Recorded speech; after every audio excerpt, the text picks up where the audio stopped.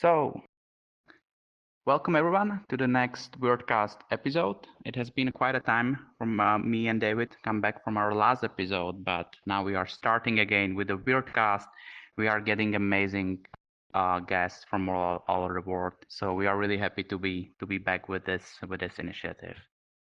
So, and this episode will be dedicated to the web AR and VR and its future.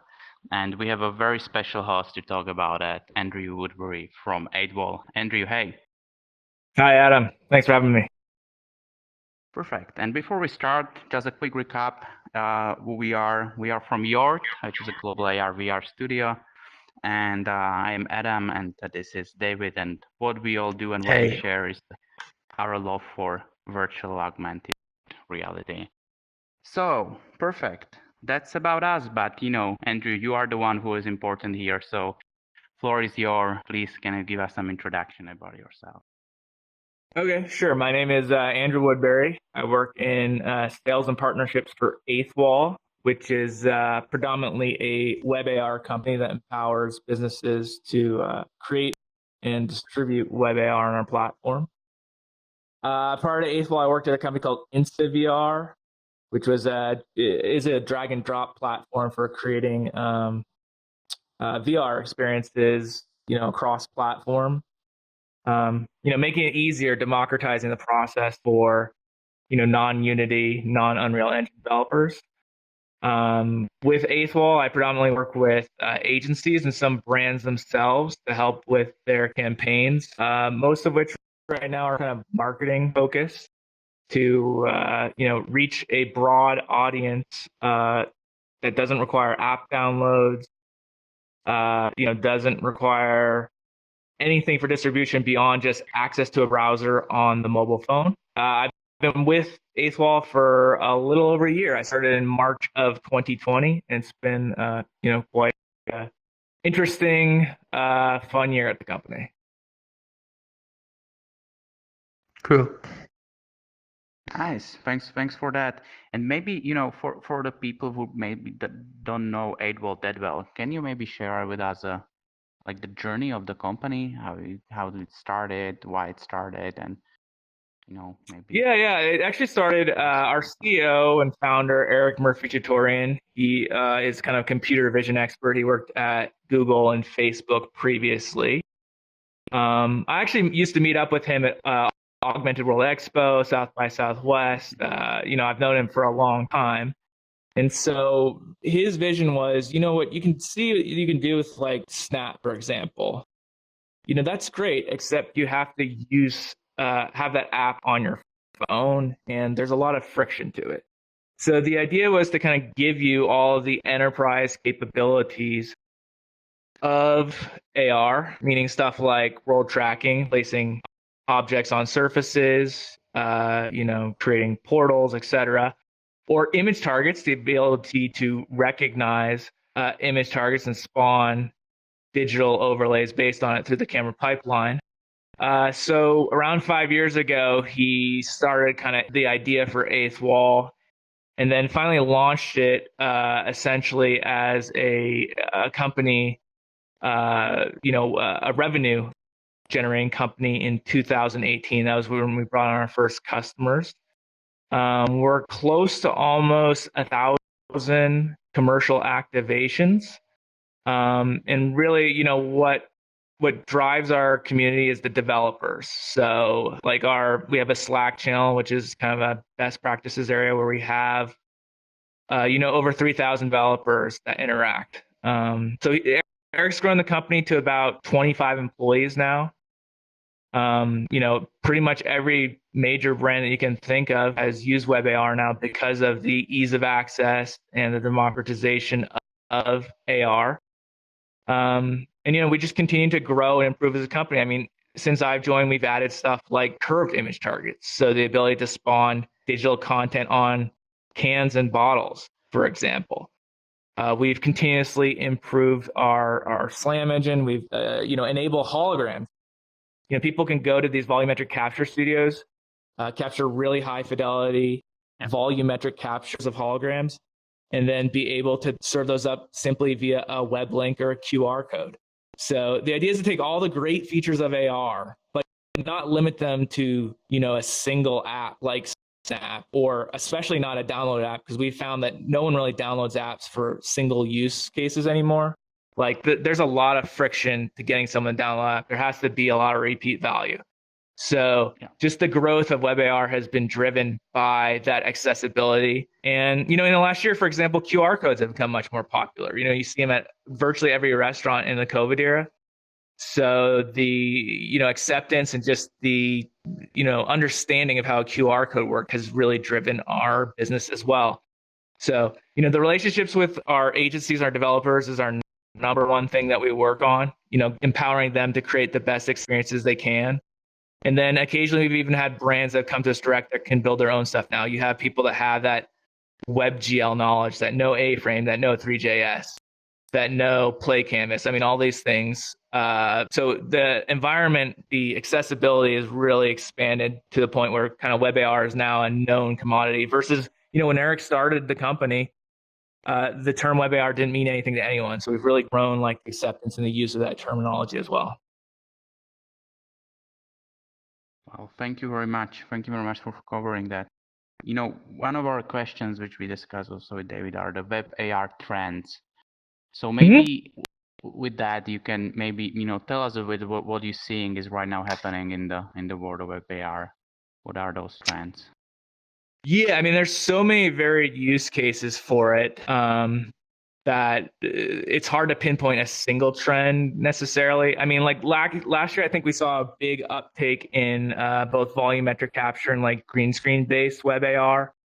Just the ability to have like celebrities or company founders, or like, for instance, we had the president of Israel give a talk, through our platform. We had Snoop Dogg he has his own wine.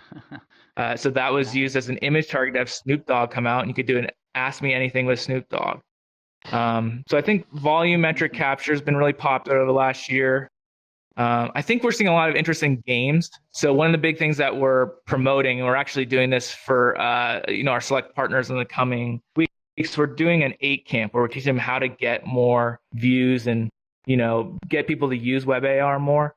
And what we're finding is if you have like an incentive, like a game, or so for instance, for Wimbledon, they had American Express created a tennis game that had a volumetric Andy Roddick explain the game, and then you could actually play tennis and try to beat Andy Roddick's score. So that type of gamification of WebAR, I think, has seen a lot of interest over the last year. We had a very successful campaign with Pizza Hut, where they actually printed a Pac-Man game on top of select boxes, and you could play Pac-Man with your phone, when you purchase that pizza. So a lot of tie-ins between kind of like brands and the actual experience. Nice. Spawning some pizza. So that is what we're seeing, is really like brands kind of adding value that's kind of typical for their brand and using the camera feed. We're also seeing portals. So we actually just improved our AR engine to allow for better portals. We see like tours of stadiums, for instance, the LA Galaxy soccer stadium. You could do a portal tour of that. Live streaming portal tours, like the Macy's Thanksgiving Day Parade sponsored by Verizon, that was powered by us. So the kind of immersive, high-end experiences, I think, are what are kind of being asked for by the general public. But I think the general trend really is in companies moving away from apps and adding, WebAR as the capability. Whereas like 3 or 4 years ago, you'd have to download a single app, utilize the experience, and then delete it. Now you can just pull up your phone at the grocery store, scan the QR code, get information on the product or play a game without any friction. So we're kind of all about reducing the friction. We'd like to see how our agencies kind of develop these really robust campaigns, but with very little, friction for use. Yeah, I definitely see the aim for this industry. Like, it's an AR. Everybody wants to move to WebAR because nobody wants to download the application. And in parallel, you have the headsets, you have the PCVR headsets, but even the quality is there. Like I don't think I can hear. Is David talking right now? I don't think I can hear him. Oh, Oh, okay. So I just want to mention that the direction you mentioned, like the moving to WebAR from application-based experience, is the same like the parallel with the headsets, because you are right now have many really good PCVR headsets, but still people are tend to use the lower quality but better accessibility headsets like Oculus Quest or Vive Focus. So I think like the people are ready or will always sacrifice the quality or fidelity over the accessibility in this field, which is I think like the last trend. But that's maybe where the 8-wall is kind of on the above, because the quality of the models and the combination with the 3JS or the WebGL is really good. Yeah, absolutely. I mean, to reach a broad audience, you really have to reduce friction. So even something like putting on a headset, for example, something like the Quest, you have to go through the menu, go through the Quest store, you have to sideload. That type of action that I found really when I was at InstaVR, like the action of sideloading. A lot of companies just didn't want to do it because it was, a number of steps that their non-technical people didn't know how to do. So for like employee training, it's really hard to explain to a non-technical person how to sideload an APK onto a headset. The same is somewhat true in AR as well. Like obviously you can do a lot with Unity and Unreal Engine to create app-based experiences, but the actual act of getting someone to go to the iTunes store or the Google Play Store and download an app is a series of steps that is not super easy to do. Like you basically have to get them to search for the name of the app, go through the downloading of it, hopefully on Wi-Fi or 5G, because again, like if it's a slower connection, it's going to take a long time. They have to search for the app, open it, and it's all stuff that people just, in today's fast-moving world don't want to do. So, in my opinion, the experiences that are being built with either 8-wall's code editor or A-Frame or 3JS utilizing our AR engine are kind of on par with what you'd experience with an app, but without that accessibility issues that you'd have with an app. So that's why a lot of developers are using us, but it's particularly why brands are asking developers specifically for WebAR. And don't forget about the approval process on the stores or the even cut of the revenues. That's something. Yeah, 100%. Yeah, like when I was in VR, people didn't know if it's going to take 3 to 5 days, 5 to 7 days, and then you have to add interactivity. I mean, the rules are always changing too. So one of the cool things about WebAR is you can actually update the content on the fly. So, like if you have an experience like that Pac-Man one I mentioned, you can switch up the Pac-Man game every day, and we have had clients do that. Have done like exclusive sneaker drops, for example, where it's a new experience each day of the contest or the promotion, and you're still using that same URL, same QR code. So you can do a printed package like months in advance and put it on the store shelves without having to worry about the content not being fresh. And so that kind of flexibility with the web is another advantage, David, that you definitely bring up. That is a reason WebAR is kind of the trend right now in the AR space. Yeah. What I wanted to ask as well, like, we discuss a lot about the WebAR benefits, but I would also love us to cooperate on like WebAR cons, or the things which are not that great. From your experience, Andrew, like what would you mention? Yeah, I mean, some things that I see that Snap does that we'll hopefully be able to do but can't currently do. I mean, like recently they added upper body segmentation for clothing, which I think is really impressive. Mm-hmm. The ability to like add AR to clothing and update it on the fly.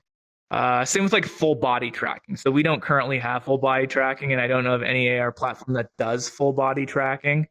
But I've seen some great experiences on Snap that incorporate that functionality. I mean, there's obviously some size limitations too to how big you want to build WebAR. So we don't have the same size limitations that like a Spark AR or a Snap has.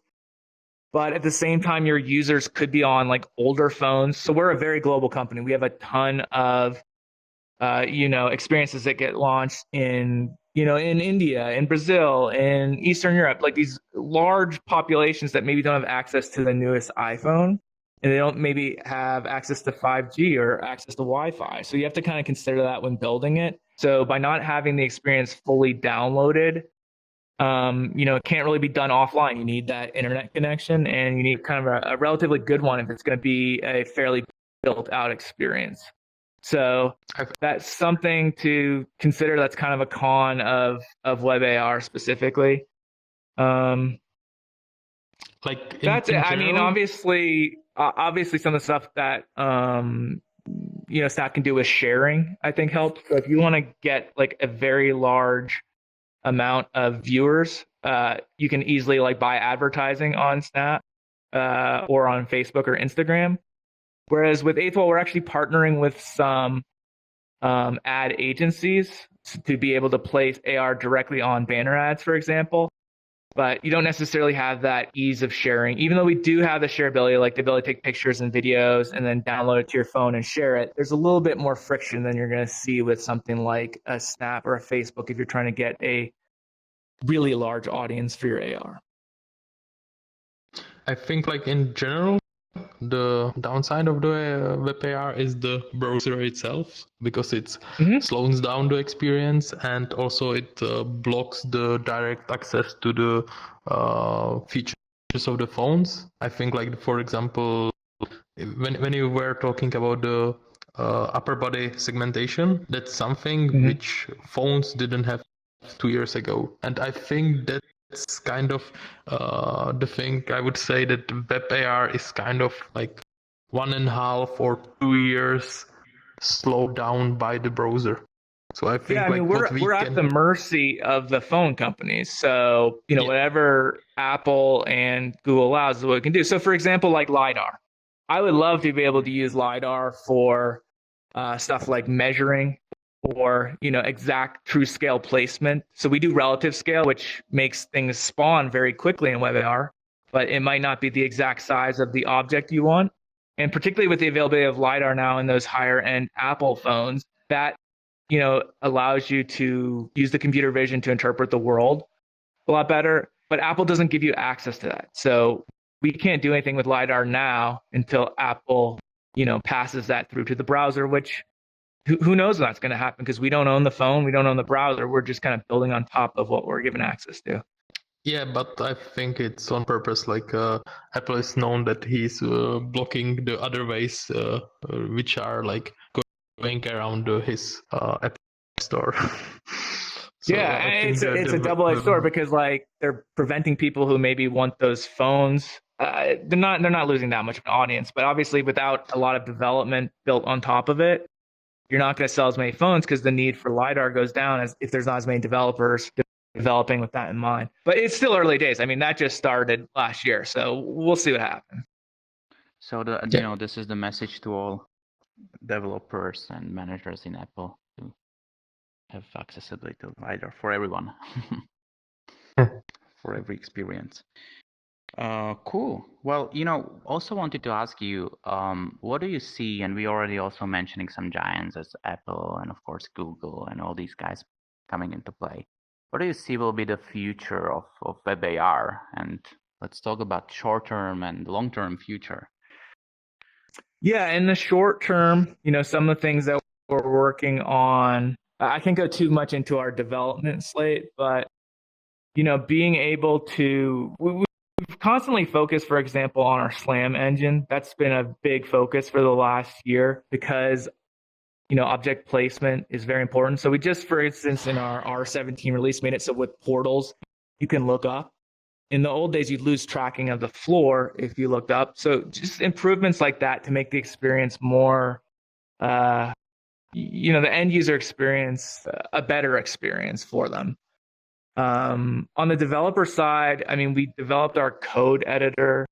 We're constantly improving our code editor to make it easier for users, just because obviously you can use A-Frame or 3JS, but if you're using our code editor, it allows us to, a bit more robustness, and we can help you out a bit more if you're using our code editor, as well as our Amazon Web Services hosting that's built in. So I think in the near term, I can't go into our direct kind of product pipeline, but some of the features that you can get with apps that's not currently available with web, like true scale. I mean, that's been discussed.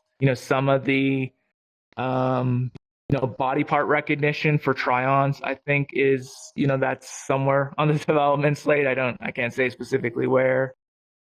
That's kind of the near-term focus. The longer-term focus, I think, is just kind of being wherever our users are. So right now, like, our selling point is we're available on 3 billion phones. But not everyone's going to use phones to access AR in the future. So it's like kind of keeping your pulse on how are people accessing an AR and what are they using it for? Is it less marketing and more practical purposes? Is it, obviously I mentioned we were integrating with ad networks like Emoto. So like integration with ad networks to make AR a part of the normal advertising process for agencies. Right now, WebAR, I think, is all about accessibility for where people are now. But our focus long term is to kind of provide a robust experience for however people access AR, so that we're there when they're there. And again, like, the developer relations are really important to us. Like, most people don't know how to use WebGL. They either have to go to like a specialized agency, or at these bigger ad agencies, like one person who understands WebGL. So working with our developers to find out what kind of features they want, what kind of things people are asking for, and then turning around and creating those, I think it's kind of the long-term vision. Like, companies like YORD are our ears to the world. You talk to the agencies, you talk to the users. So kind of getting that feedback and being able to incorporate that into our platform. And we're definitely an engineering-driven company. I mean, I think like 18 of our 25 employees are engineers. So we're definitely focused on the agency and the user experience. We're not really like a sales or marketing organization. We're very small in that capacity. So it's incorporating kind of feedback from you and then turning around with our world-class engineering team and having them build out what's necessary to kind of, again, reach people wherever they're accessing AR in the future. Cool. Oh, that was really, really nice summary. And for us, like, or on behalf, I guess, of all developers, like, we are really happy to have partners such as 8Wall, because and you have a huge clients coming and they want to do the campaign, and they are thinking between social media, app, or WebAR, and I think it's really great that there are companies such as 8Wall that are progressing with the technology and really working close with developers. So yeah, thank you for that. I mean, yeah, no, you're welcome. Our success is your success. So, like, we don't exist without you. So we certainly appreciate all of the agencies that have built these fantastic experiences. Like, you'll see a lot of marketing from us promoting these experiences built by the agencies. But at the end of the day, like, 8th Wall is a piece of that. But it's mainly the creativity of the agencies, the execution, the coders, the people that make the 3D models, the shaders. I mean, there's a whole lot of moving pieces to make a great AR experience. So we're just a small piece of that, and we really appreciate the people that do the heavy lifting for us, which predominantly has been WebAR developer agencies and just XR developer agencies to date. So we really appreciate you and all that you do for our clients. Well, sending greetings to all of the WebAR developers and agencies out there, and of course, I think this is the great summary for the end. So, Andrew, thank you very much for coming to the WeirdCAST. I think you must be tired because you were standing all the time, and this is, as I said, this is WeirdCAST. So pretty much everything is weird around here, but I hope you guys enjoy this conversation with Andrew from 8Wall. Check them out. They are doing amazing things. They are having amazing WebAR experiences.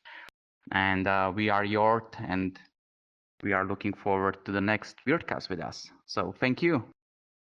Thanks, Adam. Thanks, David. Thank you, Andrew.